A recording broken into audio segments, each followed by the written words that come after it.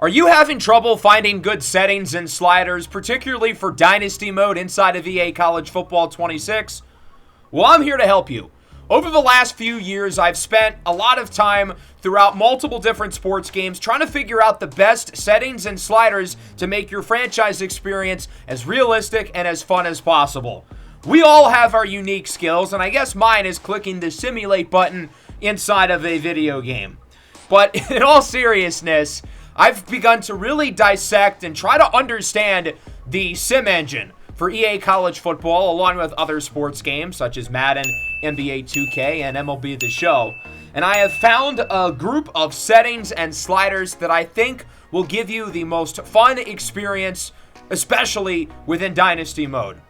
There are a couple things to keep in mind before we get started. Number one, many of these settings are based on personal preference, so if there's something you would rather do than what I say in the video, you should do what you want, because at the end of the day, this is your gaming experience.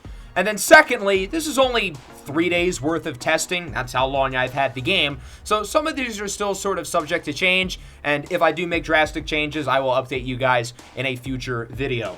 So let's go into game settings and start off with a lot of the basic stuff, and then towards the second half of the video, we'll talk about Dynasty specifically. So here in game options, this is where you can change a lot of your simple stuff relating to gameplay. I play on All-American. If you play on Heisman, obviously put it on Heisman. If you play on a lower difficulty, then obviously put it there as well. In terms of the accelerated clock, I like to have it on. Last year I had it at 20 seconds. I'm thinking about maybe moving it up to 25, but again, these ones are very much based on your personal preference and not so much based on the testing that I've been doing over the last couple of days. Let's move down to wear and tear, because this is something that EA added to the game last year. They have improved it this year with these sliders. I've pushed everything up a little bit because I think wear and tear should be more extreme than it is currently. I think these external factors like wear and tear and precipitation should really matter. So that's why a lot of these I ultimately decided to push up, some more than others, like hit stick impact and defender tackle advantage impact. I want big hits or tackles by bigger defenders to especially matter. If Ray Lewis is flying down the B gap and absolutely obliterates your 170-pound running back, he should feel that hit for a little while. But if it's a smaller defender tackling you and a hit with a lot less impact or momentum, then obviously there should not be as much wear and tear. So that's why hit stick and defender tackle advantage impact I've specifically moved up a lot. Impact block I have up at 60 as well. I feel like trench players don't get enough wear and tear compared to the skill position guys, and offensive and defensive linemen get banged up quite a bit as well. So I've decided to move that up from 50 to 60. There were a few settings that I ultimately kept at 50, the first one being per play recovery. I think there should be a little bit of a difference between how you recover during a timeout, in between quarters, and definitely at halftime compared to in between plays. Again, I think it should be more extreme than the default version of it. And then in-game healing reserve pool I have at around 57, which is sort of the average for everything. Next up, we will move over to the passing mechanics. This is another one that's more so based on personal preference rather than testing. Last year, I just stuck with classic passing because that's what I know and that's what I'm comfortable with. I might play around with the other ones, we'll see. But there's revamped passing, placement and accuracy passing. So I'm probably going to fiddle around with some of those, try to figure out what I will do for my Dynasty series, which, as you can see in the pinned comment, will be starting tomorrow. So make sure to stay tuned for that.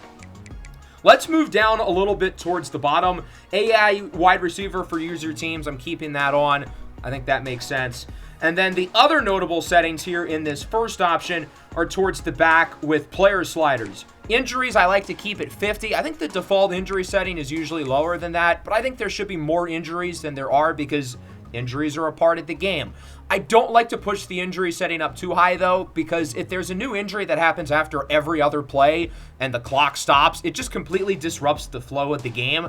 So even though I don't think there's enough week-to-week and multi-week injuries in Dynasty, I also don't want there to be a new guy getting hurt every play. So that's why I like to keep that at around 50 rather than having it higher or lower. Fatigue I have at 50 as well. Usually I just stick with the base there. I haven't had any issues with default fatigue so far this year. Player speed parity scale, I have it 45. Basically, the lower this scale is, the bigger difference between the fast players and the slow players. If this scale is on 100, then there's not that much of a difference between the fastest and slowest guys. So I think it makes sense to have this one a little bit lower, but I think EA has done a better job in terms of widening the gap in terms of speed. A lot more skill position players who are not as fast had their speed in the lower 80s, for instance. So that's why I don't want to push it lower than 45.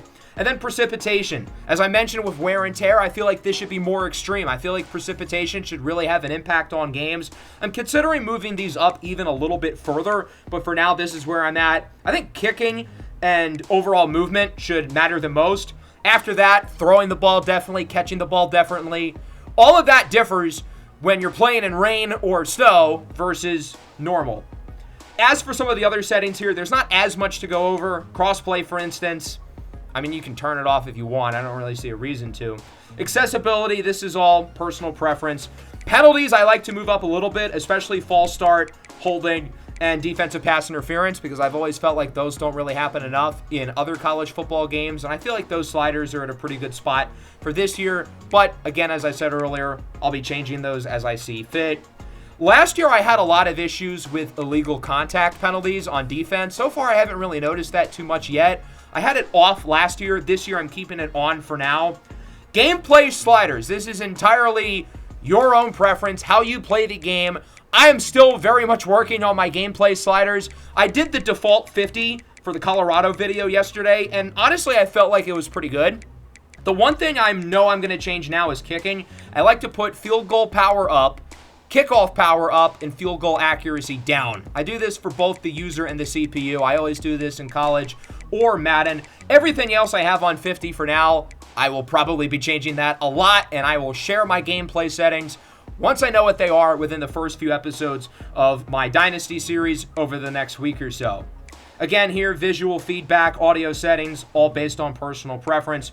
Me, for instance, I like to have the audio settings based on what it sounds like on the field with no commentary and no music, since I'm commentating over the games, and obviously I don't want copywritten music in my videos. But since most of you probably are not content creators, it makes more sense to keep the commentary on if you like it, and certainly the music, because who doesn't want to jam out to the cool band songs they have this year? They did a much better job with the menu music compared to last year.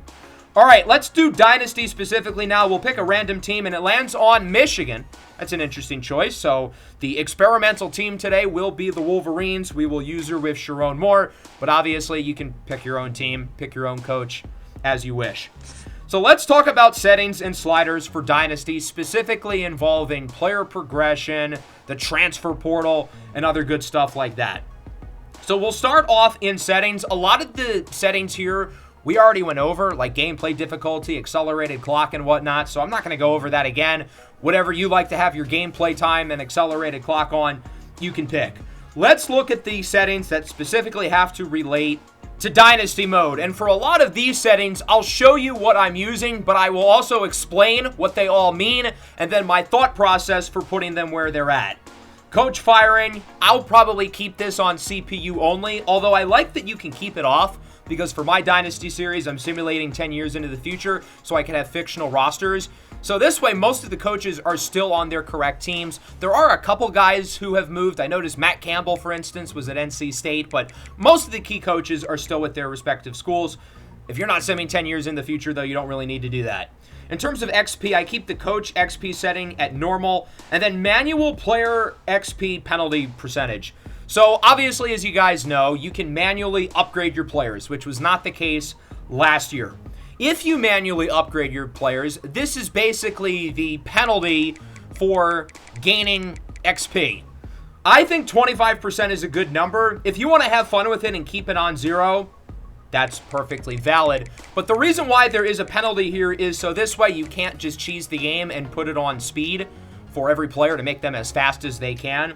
I personally will probably keep it on auto. I think this is a little bit more realistic. It saves me time and hassle as well. If you keep the upgrading to auto, then it really doesn't matter what the penalty is. This is only if you manually upgrade your players yourself. But I think 25% is a fair penalty. I don't think going over that really makes a lot of sense. All right, the transfer portal. This is where things get fun. So max transfers per team, I like to put it all the way up at 30 because there are some teams out there, especially when you lose a coach or multiple coaches, they will have a mass exodus of players leave the portal. So I think putting it at 30 is the most realistic.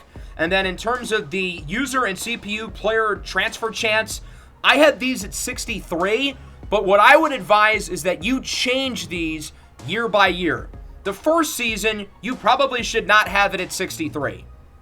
I've noticed that the real players that are scattered on rosters throughout the country are more likely to transfer compared to the auto-generated recruits that will enter your dynasty over the next few seasons. So I think for the very first year of your dynasty, where the absolute most players will enter the portal, I would keep those two sliders at around 50. I think that's given the most realistic results so far.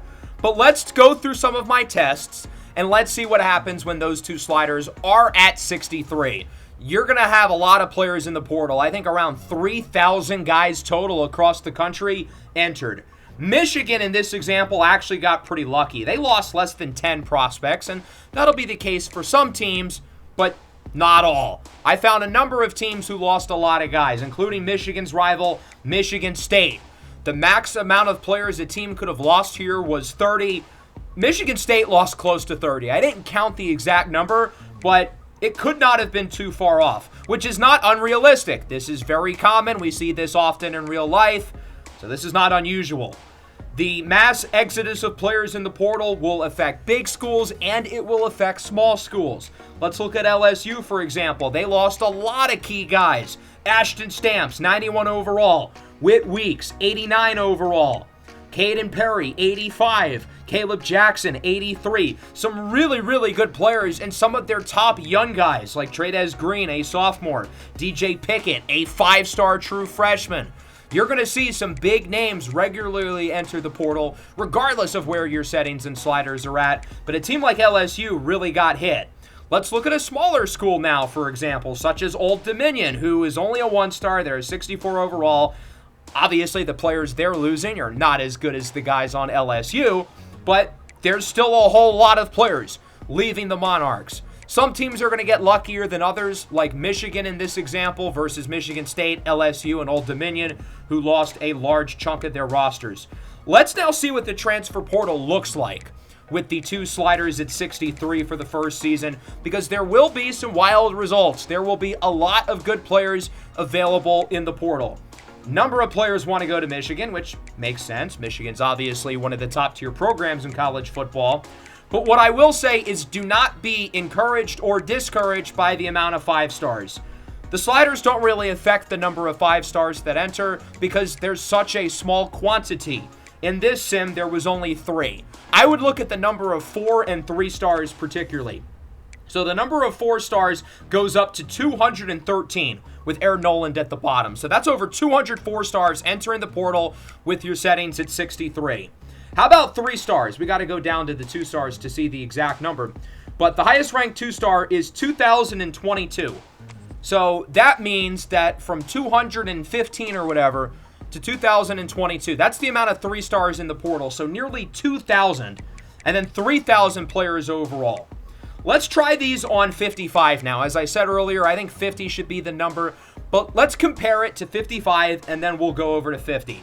So the first thing I noticed when I put the settings on 55 is that there were more 5-stars that entered the portal this year than last year. Again, don't be encouraged or discouraged by the amount of 5-stars because there's such a small quantity of them that it doesn't really matter. In this scenario, Keldrick Falk, Colin Simmons, and Jordan Seaton all entered the portal again, but Arch Manning and Ryan Williams both joined them. So again, this is more of a coincidence than anything else. But let's compare the number of 4 stars and 3 stars. I was surprised to see how similar the numbers are, but there is a difference. There were less players who entered the portal. Why did Ryan Williams get 3 passes? He must have been hurt. Anyway, as I was trying to say, there was not a stark difference, but there was a difference. In this scenario, we go up to 203. Last time it was like 213. So not a drastic change, but a change. In terms of the 3 stars, it goes all the way to around 1,900. So roughly 100 less 3 stars than last time. So that's maybe a 5% difference, which is not a lot, but it is something. Let's try it again on 50, still in the first transfer portal, where again, you're going to see the most amount of players enter. And again, there's not a stark difference, but there is a difference. So in terms of the number of 5 stars in the portal, again, we have 3. Keldrick Fall, Colin Simmons, and Jordan Seaton just seem to love the transfer portal. But again, don't count the number of 5 stars because that's not really going to tell you anything. Count the 4 stars and 3 stars because that's where the quantity lies. So there were not that many less players in the portal this go around, but there were less as it goes down to 198 on the list of 4 stars. My one complaint is that I wish the players that entered the portal vary more because it usually feels like the same guys who generally enter for the most part, and I don't really think the sliders can change that all that much. In terms of the 3 stars, we start at 199, and it goes down to around 1,800. So much like from the sliders being at 63 to 55, from 55 to 50, there's around a 5% difference in terms of who enters the transfer portal. And this go around, we had a little less than 2,700 players total. Let's move into the future now because, as I said earlier, there's less and less players that seem to enter the portal as you go through the first 5 years of your dynasty. So here we are in the 2026 offseason, which would be the second offseason here with Michigan. This is when the settings are currently at 63, which is where we started with. And what's interesting about this is that there are noticeably less players than the first offseason, even when I had the sliders set to 50. So after your first offseason, if you want roughly a similar number of players in the portal, you're going to have to move the numbers up. No 5 stars this go around. In terms of the 4 stars, instead of having roughly 200 or so, there's a lot less. It only goes to 123, even with the sliders at 63. So you might want to push them up even higher than that. In terms of the 3 stars, we start at 124. There's still over 600 as we can sort there, but it stops at around 1,500, which is roughly 300 less than we had last time. And then overall, there's around 2,500. So it's roughly similar to the first go around, but still a very noticeable difference. Here we are in 2029. All of the real players are gone. So every player across the country is now a fictional recruit. And obviously that will remain the case for the rest of your dynasty. So because of that, you don't really have to change the transfer settings after 2029 unless you want to and you feel like there's a better combination. So in terms of the 5 stars, there's none. Sometimes there will be 5 stars, sometimes they're not. The sliders don't really determine that. The number of 4 stars, we sit at around 110 with the sliders at 63. So you might want to push those up even farther. I might experiment with the sliders at around 70 after the real players are gone. In terms of the number of 3 stars, it doesn't even go up to 1,000. The list of 2 stars starts at 974. So I know I said 63 earlier, but I think once you get to 2029 and beyond, 70 is probably around where you should be. We have around 2,000 players total in the transfer portal, which is pretty much 1,000 less than 2025. So for 2025, I think I would put it at 50. From 2026 to 2028, I would put it, I think, at around 60 to 63. And then after that, in 2029 and beyond, I think 70 is probably the mark. I don't think you can still really get up to 3,000 players, though, even with the sliders super high. But I think this is the best you can do to try to have as many players enter the portal in a realistic fashion as possible. All right, let's move on to team settings now. Auto recruiting, pretty self-explanatory. If you don't like recruiting, put it on auto. But in that case, Dynasty just might not be the mode for you. Auto progress players, as I said earlier, I'm going to keep that one on, but that's personal preference, and the same can be said with the progression of your coach. Now we're going to move on to XP sliders, and my goal here was to try to keep the rating scale from the base rosters as similar as possible into the future. You'll notice, for instance, there's no 99s. There's only one player above a 97, that being Jeremiah Smith. It's okay to have players rated 99 overall, but I like that there's not too many guys rated that highly across the country. And when you sort to the bottom of every player in Dynasty mode, it gets to around an 85 overall. That shows roughly how much depth there is across the country. That was even more important for me than worrying about the top guys, trying to keep the depth as similar as possible, or maybe even less than we have with the base rosters, because I think when there's less depth and there's less good players, that means the younger guys are going to play earlier. So this is where I'm at with my XP sliders. The quarterbacks I have at 52. I want to keep it like the base roster, but again, it's okay if you have a couple guys rated 95 and above.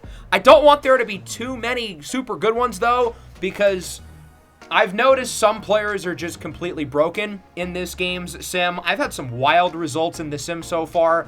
In one of them, I had Keelan Russell at Pitt throw for 59 touchdowns and I think 11 interceptions, but he also ran for 12 scores. The weird thing was he was only like an 89 overall or something. So there's nothing you can really do about certain players just being broken, but what you can do is to try to keep the rating scale as similarly as possible to the base rosters, which is what I'm doing. We're in 2032. This is my official save file for the Dynasty series that I'll be starting.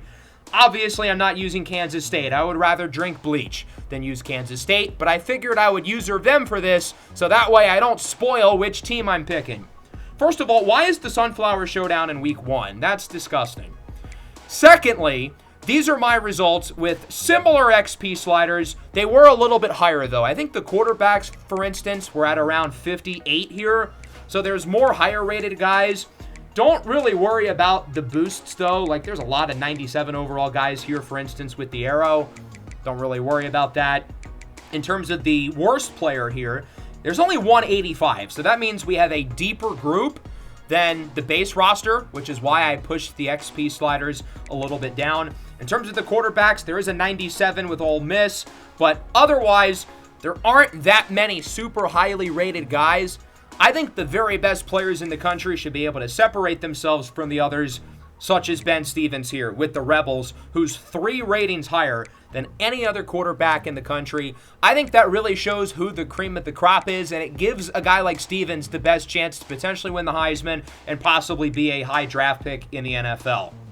I started with all the XP sliders, I think at around 65, and I've moved certain positions more than others. Quarterback, for instance, I don't think there should be too many good ones, but obviously you should have a number of really, really good players, so that's why I'm at 52 currently. And as I said earlier, these are still subject to change. I'm still working on these, but I think these are in a pretty good spot. The position groups that I had the most trouble with were edge rusher and linebacker, particularly outside linebackers. What I've noticed is there's not a lot of like super highly rated ones, which is the case in the base roster. Deontay Lawson at a 91 is the highest rated Sam linebacker. At Mike, you have Anthony Hill at around a 95. You don't have anybody else higher than a 92 though. At Will linebacker, there are more good ones. That seems to be the strongest in terms of being top heavy with guys like Torian York, Centurion Perkins, Harold Perkins, etc. But there's not that much depth at the linebacker position in the base rosters. There is a lot of depth at linebacker, though, as you go into the future in Dynasty Mode, so that's a position that I have a little bit lower than the rest. Safeties seem to have the hardest time developing, so I had them the highest. So that's going to wrap things up. I know that was a lot. I've been nerding out for the last 25 minutes, but I wanted to explain my reasoning and show my evidence for why all of my settings and sliders are where they are. Make sure to leave a like. Make sure to subscribe to the channel for more College Football 26 content. Peace out.